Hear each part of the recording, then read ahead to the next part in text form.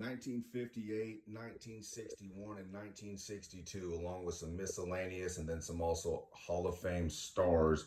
This is kind of the last of the large lot of vintage baseball before we move in a bunch of new collections. In the case here, you got some miscellaneous cards. They'll be listed in reference to just single pieces towards the end. You got the 52 Berra in there. You got the Ernie Banks.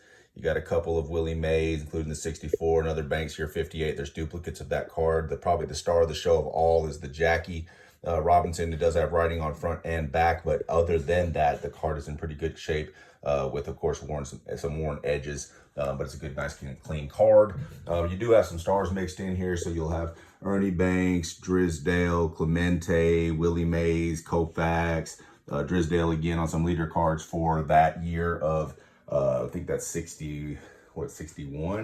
Over into the 62s, you got 1, 2 Babe Ruth, Harmon Killebrew, Minoso, Roger Maris, Koufax, Clemente, and then another Clemente card.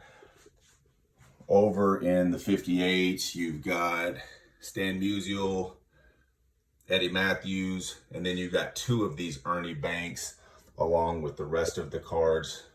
And then I'm not even going to be pricing these out. They're just going to be thrown in. This is a mixed lot of what we'll just call rough vintage. These are pretty rough shaped cards, but they're cool. There's a couple of really clean ones in here. This is a super clean card. This little Willie Stargell is probably a little outdated, though. We threw it in there. The rest of these, though, are all pretty rough condition, but just a variety of years. And we're likely going to be selling one money. So everything that you see on the table, all for one price, with the exception of the vintage matches. Anything sports card related will be in the comments. Sold to the highest bidder.